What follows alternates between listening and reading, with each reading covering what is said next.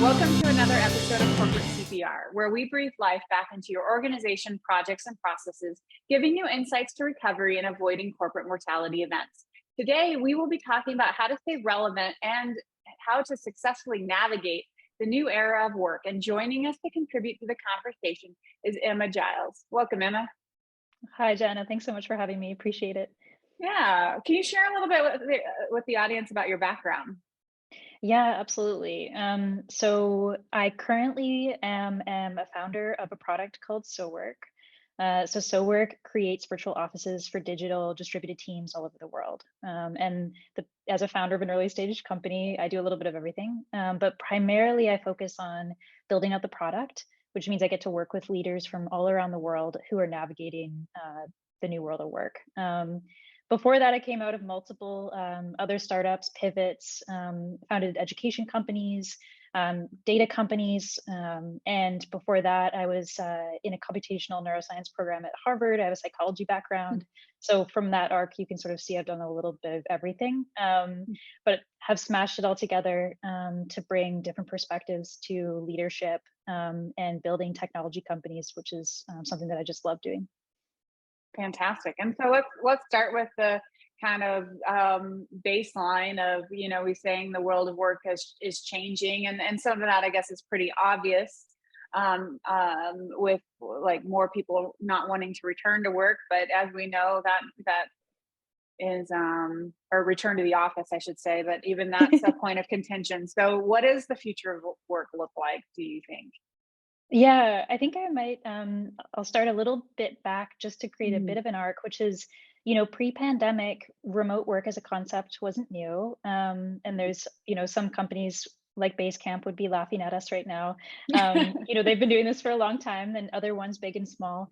But I think, if we go back to before the pandemic, there were trends that already existed, where as time was going on, people were realizing that there could be more flexibility to how, when, and where we work. And what the pandemic did is it created an earthquake. It catapulted trends that were already happening, not for all working types, not for all employees, but particularly for knowledge workers, technology companies. The pandemic basically threw everyone online at the same time and said, Mhm. you can work from anywhere at any time. And because it went on for so long, companies, leaders, employees found ways to be productive, and in some ways more productive than they were before. Um, so I think the other thing that happened, though, of course, during that time is a lot of new routes took place. Businesses sold, the buildings that they used to work from. Now that we've entered a very different world with all the recession going on and everything like that, some of those things are not recoverable. But also, employees created new routes with where they lived, how they lived. Mm. Um, whether commuting and things like that were going to be a part of how they spent their time. And so much time passed that these new routes took place in addition to the change that happened. And now I think for a good chunk of companies, it's actually about how do we navigate the new challenges that are posed by this new way of working that is at least more flexible than it used to be. And there's sort of a spectrum of whether it's back to the office fully or nope, we live and work anywhere. Most companies are somewhere in between, and they're Mhm. figuring out how to navigate that flexibility. And so I think that's how I would sort of paint the new world of work.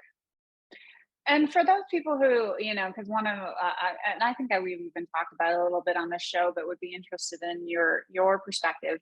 Um, a lot of people are like, "Oh, we were just as effective when we worked at home, 100%. We shouldn't come back to the office." But I really wonder, when you look at the macro level across organizations in that time frame, they were surviving. They weren't necessarily thriving. And so I really take and I'm a person who's worked from home pretty much since 2017 or so. So like I get it, I love it, but I also understand like if I don't go to the client office for certain things, like you miss things. Like there's, especially if you have a diverse group where you've got some people in the office and you got some people remote.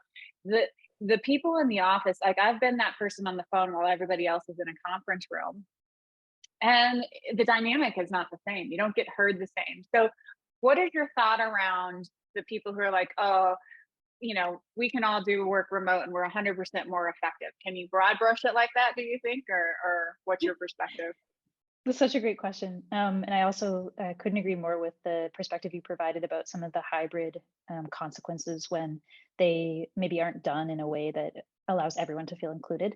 So I think if I zoom us up a level, one of the things we've learned from our customers and what we really focus on is performance at the level of the business, the team, and the individual. And when we think about performance, we can break that down into a few building blocks. One of them is productivity. I could be at home and get Mhm. all my deep work done, but you're sort of dancing around another component that we hear, which is around connection, engagement, the humanity, the spontaneity, the serendipity. We've heard those terms thrown around a lot during the pandemic as well. And when we think about performance of a business demands people to come together in ways that are productive, yes, but also like high functioning to drive great results. And for people to do that, they have to work as teams. Teams need to be able to, yes, get work done, but they also need to come together to be a unit that is greater than the sum of its parts, which means connection, bonding, conflict, productive conflict, durable, healthy teams that can be kind over nice. And for teams to be able to do that, if we go back one more level, we need individuals who feel seen, heard, connected, appreciated, valued. What you described with that hybrid piece sort of starts to chip away at some of those, um, and able to be themselves. And the new world of work has allowed people to be flexible in themselves in different ways, but it's not a pendulum swing to now I can sort of work as a hermit, alone by myself. And it's not it's not black and white like that. And I think the puzzle piece that we've seen is if we zoom up and we define it as performance has more than just productivity and effectiveness. And so one of the things we work on is how do you bring all those pieces to the digital world? And that's a really exciting challenge, but I think it is an important piece that has to be dealt with in digital first teams. So do you have, I guess, framework of how people could approach like the performance piece of how do we decide which roles can be completely remote or which roles have to be hybrid or which roles have to be all in person, and how do we make a positive culture around all of that too? I mean, do you have you seen research behind that? Yeah, there's one recent study that I saw that I absolutely loved. We actually just recently built a feature around it, but it's this idea. If we put the productivity aside for a second, I think when we think about productivity comes, like I said, from people connecting together and being able to do great work together. There's two pieces to that when we think about it at the team level. And so, one of the things that I love is recent research coming out around loneliness, feeling engaged, and engagement means to the work, to the people, to the culture, to the purpose of the business. There's different levels of engagement. Um, so one of the things we're playing around with is how do you in the digital world allow people to feel connected to each other and to the work, to the business, to the culture. And so I think when we think about frameworks for what can be digital, what can not be digital, I sort of like to think about it as, well, can you be productive? That's like one puzzle piece, but also connected, human, really feel like you're having realistic relationships with people. And those people would need to be your teammates, your management, your leadership, and sometimes your clients and your customers. And so I think that's the sort of framework I start to use to break that down. And I think what we've seen is that, at least for knowledge workers, technology workers, there's so much we can do online to create that sense of human, realistic connections that wasn't previously possible with tools that we had pre-pandemic because there wasn't really enough of a demand for it. Now, there are of course some types of work that can't be done digitally or remote. We saw that in the pandemic as well. But I think we focus ourselves at least on knowledge workers, particularly technology companies as well, where in theory these teams are navigating that entire spectrum of individual work, teamwork, client work, management, leadership conversations, all in the digital world. And it's about how do you bring the humanity, the spontaneity, the delight, and the fairness. No matter where you are, each of you feels like you can be yourself and come together and be a part of the culture. And so brought up an interesting word, spontaneity. So how do you build that with remote teams? So what we do, at least in our product, so we create virtual offices. And a virtual office in our environment is a 2D world, a 2D Mm, space where you can literally run up to someone. Um, and there's all sorts of things we think about in digital world, right? We've got to make sure that you don't accidentally have your computer on when you didn't realize it, or that you're ready for someone to walk up to you. It's a good time. So there's all sorts of considerations like that that you have to think about in technology that weren't relevant in real life in the office. But that simple act of being able to be in a room with your team, you see them all, you can wave at them, but you don't have to stop what you're doing. You can see that some of your teammates are meeting together and why, so maybe you want to go join. But you can also sit there and just be around humans getting mm, your work done. And if you want to connect with them, you just walk up to them. Um, there's something about that uh, feeling like you're with people without necessarily needing to be on and connected to people all the time, and having an easy way to connect with them and see things mhm. happening that you otherwise wouldn't have seen if everything was happening, say, in your traditional video conferencing tool, sort of behind a bit of a black box. Yeah, I actually came across a tool like that in the early pandemic, and really was excited about it, and surprised it didn't, not as many people, I guess, saw the how cool it was. But I think it's along the same lines where you're talking about, where you could build your offices, you could build these common areas, so people could shut their office door, so you could see they're in Yeah. their office. You could go knock on their office, or if somebody's in a common area, you could join the common area and you would hear, like, obviously people have to be unmuted, but it could be a conversation. And I just thought that was really cool. And taking an even step further, I kind of wonder if we'll make a case for virtual reality, where you can then actually sit in a meeting with people and write on whiteboards and have more of a that real dynamic feel. And I think that would be so cool, but I just haven't seen it take off yet. What are your? I mean, are you guys seeing certain areas where it is? Yeah. What? Yeah. I think the virtual part's hard. There's some companies that are doing amazing technology work trying to bring it all together. And I think places where that's so important is like what you described earlier, where you do have some teammates who are in person having these very different experiences than the ones who are digital. So these more hybrid experiences. And I think that those are places where things that we can do with technology to help people feel like they're really there and really in the room is how we break down the physical digital barriers. So that's hard, because right now the technology is such that it is a lift. It is sort of consuming to be wearing like a headset, for example, Mm, or the computational requirements.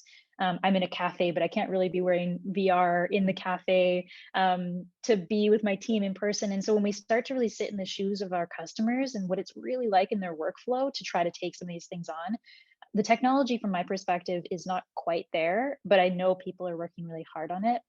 For us, we try to shift ourselves to, you might have a couple teammates working in the same place together.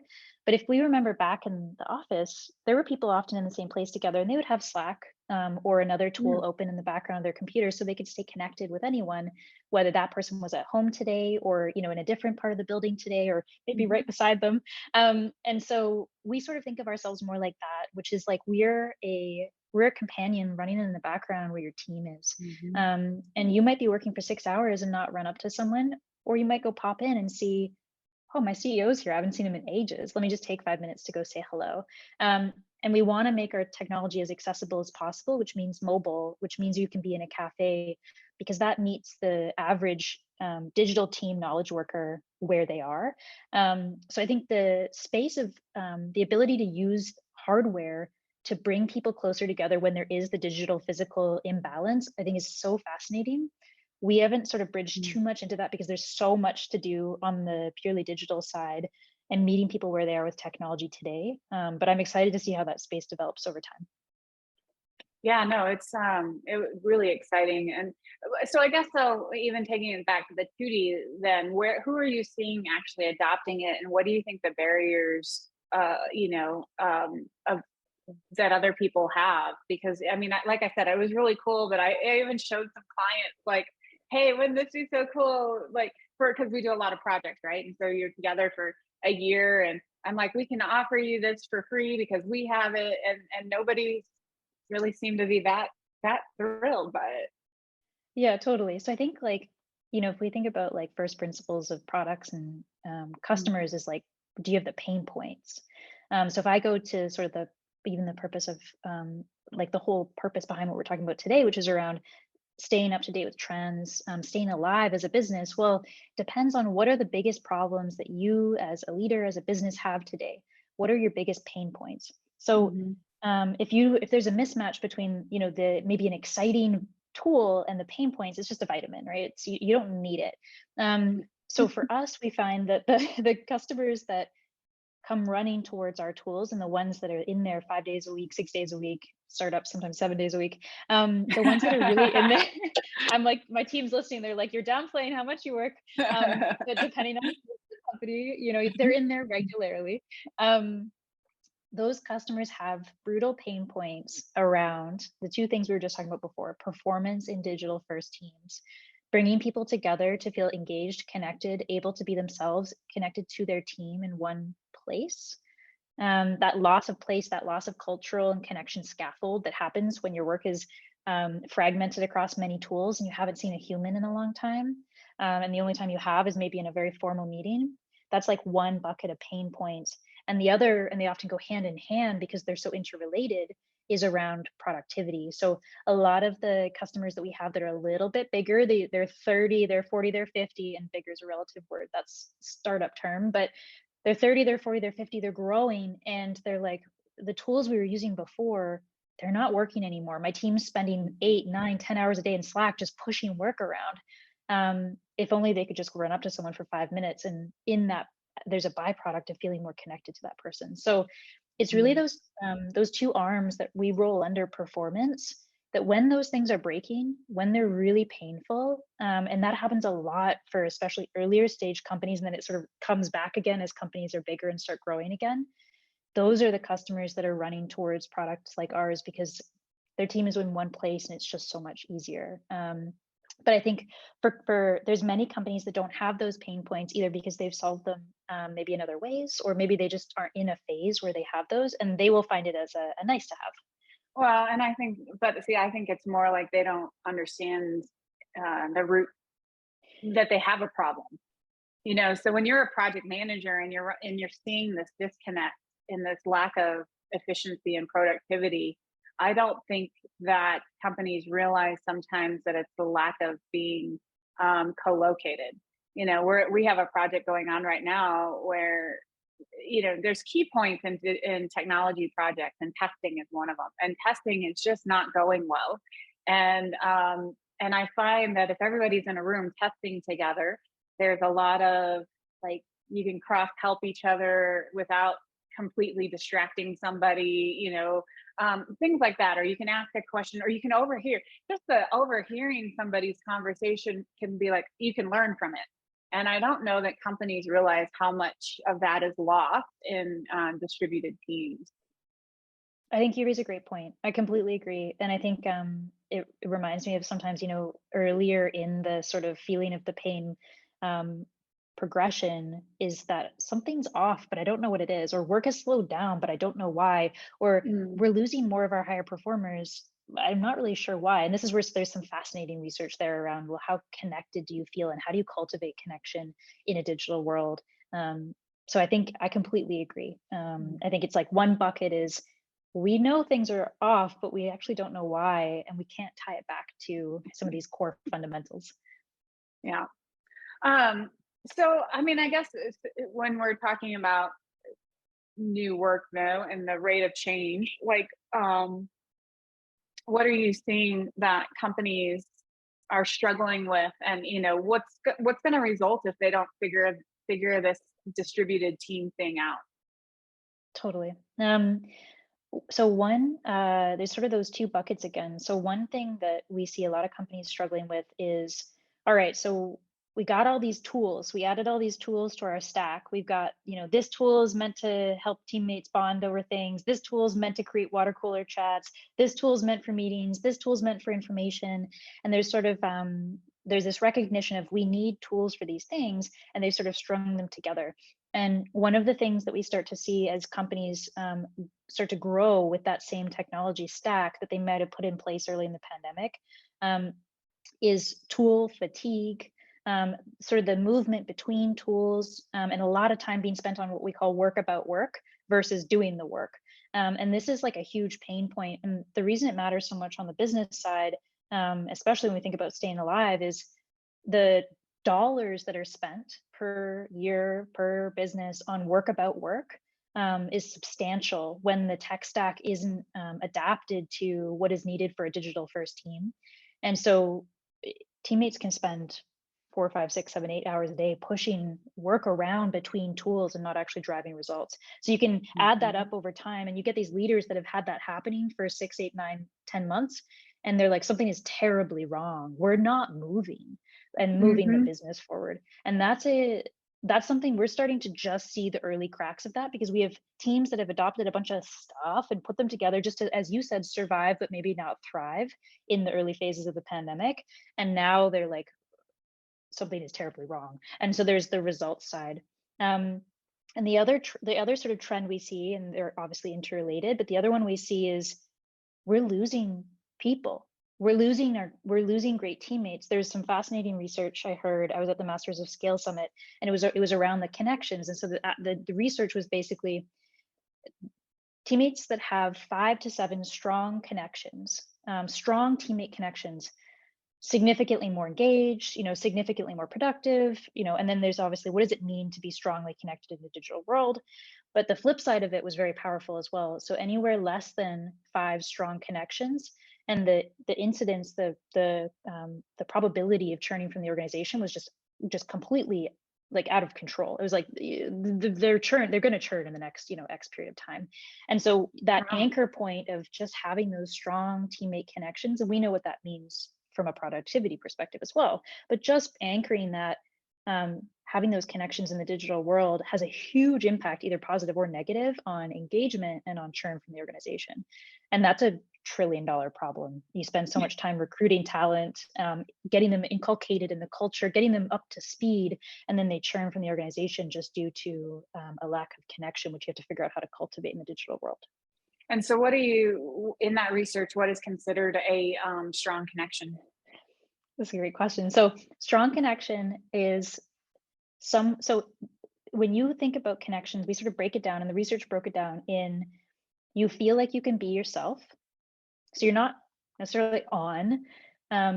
You feel like you can be yourself. You feel like you can be authentic, and you feel like you can be direct with the individual. So we use the phrase kind over nice. That's a bit further on the direct scale, but it's someone you feel like you could say something to and be honest with. You can be your authentic self, and you feel like you can. These two, I guess, are related. Is you feel like you're not on. You're just yourself. And so that is the sort of the atomic unit of a connection, and then it can build out from there. You know about each other personally. I can say like, hey, how was your weekend? I know you went hiking this weekend. And that comes from touch points with that person, but it doesn't happen until you feel that first atomic unit of, I feel like I can be myself with you, therefore I will share these things and I won't just focus on the work.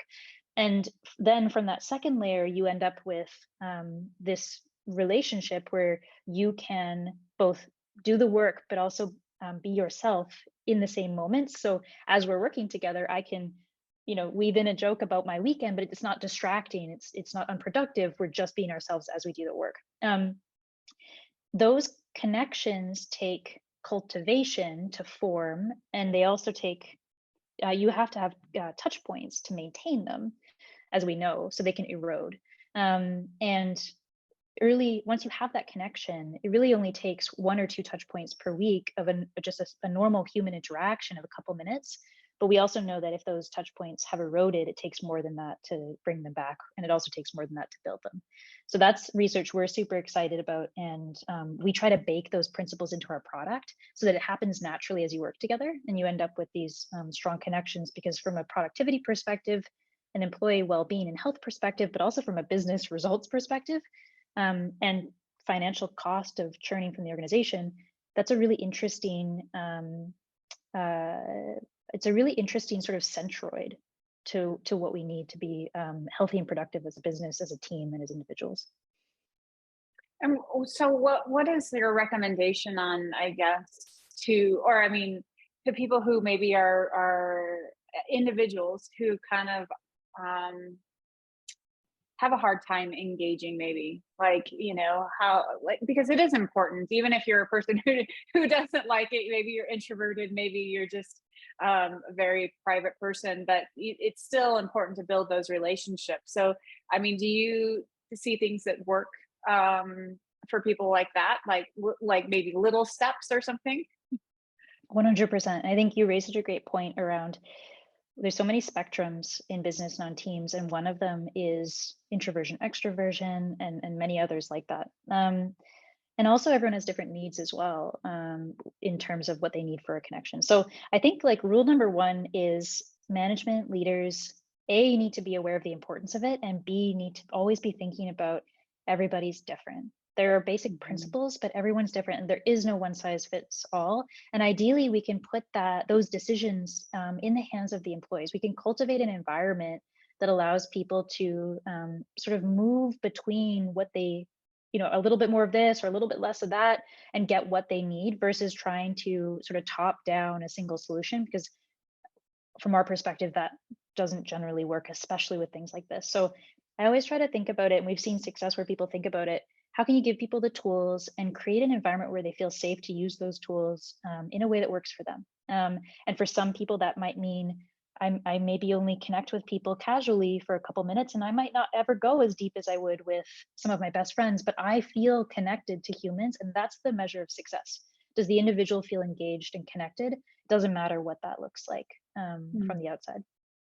And so, as you've gone on this journey, what do you think the biggest challenges that your team's still trying to solve? Then, where are the gaps still? Oh yeah. I mean, so many, right? It's funny, like in some ways I'm like, it's a new market, and it's like remote work's not new. But from the grand scheme of things, it's new in terms of the proportion and the flavor of companies that are trying to work this way. So there's a lot.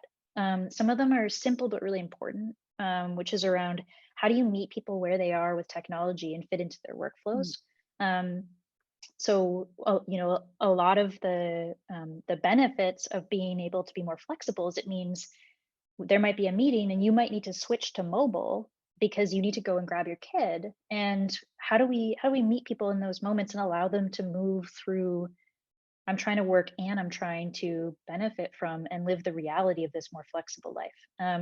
So meeting people where they are with technology, and making sure that even if we solve a real problem, do we solve it in a way that actually allows you to use it the way you need to? That's a really interesting challenge. And I think it comes back to the virtual reality hardware thing as well. mm, Um, and so that's like one whole bucket. I think the other is, and you touched on this a little bit as well, is we have a lot of managers, leaders, teammates, everyone in a digital first company. They might know they have a problem, but they don't know what the problem is, and they certainly don't know how they want to solve it yet.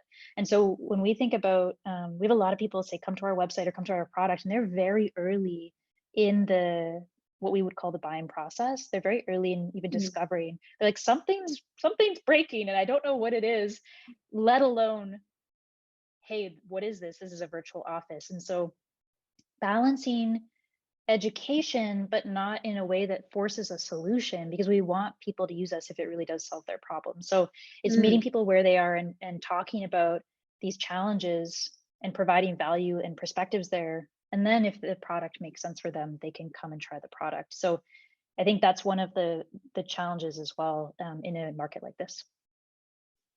Um, do you think that what do you think is going to be, I guess, the catalyst to switch to more, because the current tool sets of, like, say, Slack and Teams and all of that, and then your conference calling solutions, or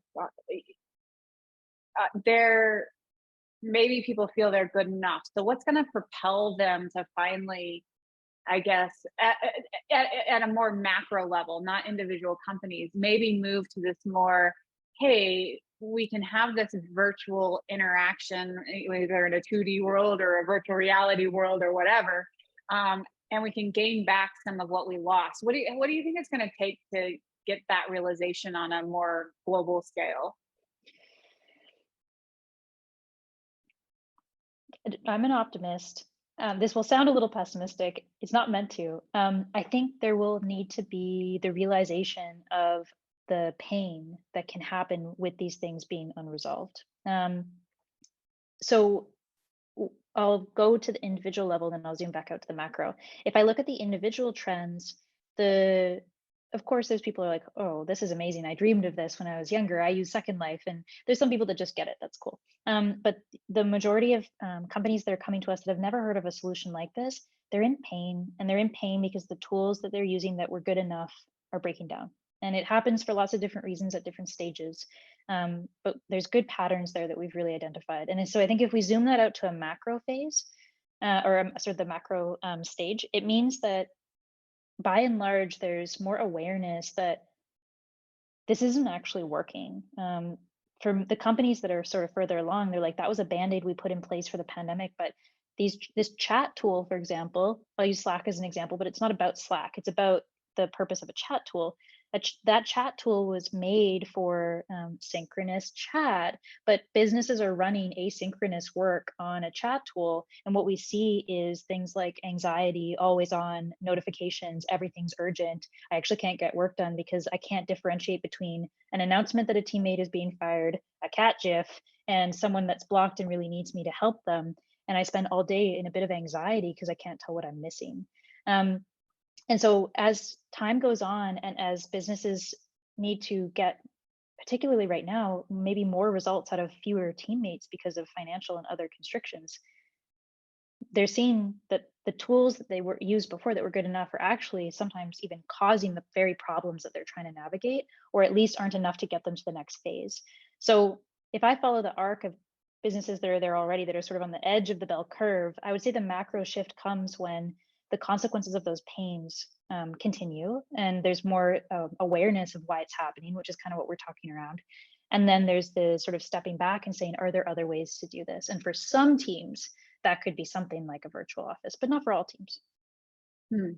Well, last question, I think. When I think back to when I tried to use a 2D digital world with these teams, one of the challenges I had was adoption. So I assume even some of your clients come in and have, issues with team members adopting. And I guess what are some of those hurdles and what are some of the ways that you get them to overcome them?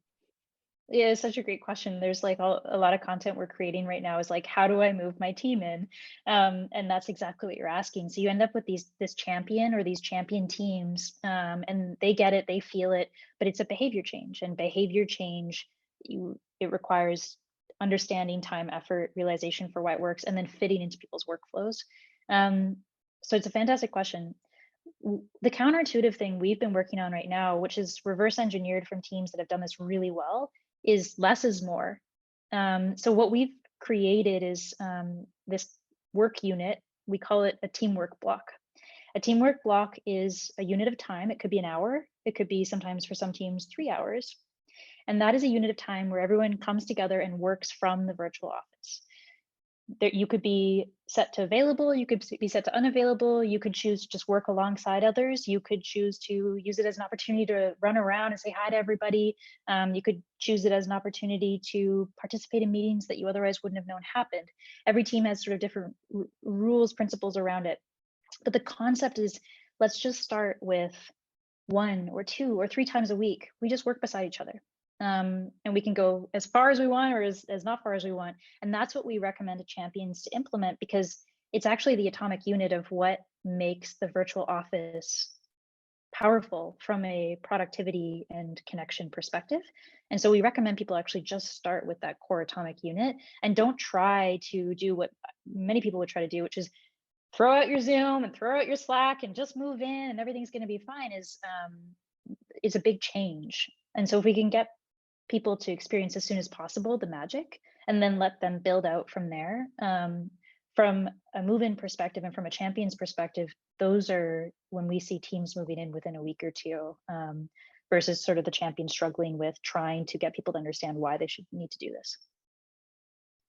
That's awesome. So, Emma, would love to hear 3 things you want to leave top of mind for the listeners. I think number one is every team is completely different. I think, one of the things we didn't touch on is around when we think about culture, culture is how a team comes together and sort of represents themselves to be who that company is, what that company is all about. And I think one of the things that we see as I sort of think about digital work going forward is culture is like a big part of the conversation, but how we actually do it digitally is a big challenge. But I think number one is every team is different. And so as managers and leaders are thinking about how to sort of craft a digital first work stack of different tools, like trying to stay true to your team's culture and represent that in the digital world, I think is so important because that relates to number two, which is people feeling like they can be themselves and be human and connect in realistic ways is paramount. Whether that happens through retreats that teams do in person every so often, whether that's fully digital, that's like the unit of everything. Everything stems off of that. Productivity stems from that. Business results stem from that. And so staying true to your culture and then finding ways to express that digitally so that people can feel connected to others, the work and the culture. Those two things together, I think, are like the atomic unit of everything else. And then I think three is sort of remembering that when we go backwards from sort of the purpose of this podcast, which is how to stay alive as a business, that comes from producing results against, whatever it is that you're meant to do as a business. And that comes from making sure that your teams are able to work together to produce those results. And that comes from individuals being able to come together as teams to then work on those results. And individuals need to feel empowered, connected, authentic, and safe, and all of these things. And so those first two pieces that I talked about are the atomic unit, and then everything sort of spreads out to the whole, how do you stay alive as a corporation in this new world of work? Those are great tips. Well, Emma, how can people find out more about you and the work you guys are doing? We're a show it kind of team. So our website, SoWork.com, a button, you can walk straight into our virtual office right at the top. So SoWork.com, click on that button. I'm always there. My team's always there. And that's the best way to see what we're all about and chat with us. Awesome. Sounds great. Thanks so much for your time, Emma. Awesome. Thanks for having me. Yeah. And to our audience, until next time, keep your organizations healthy. Hey! It's your tomorrow.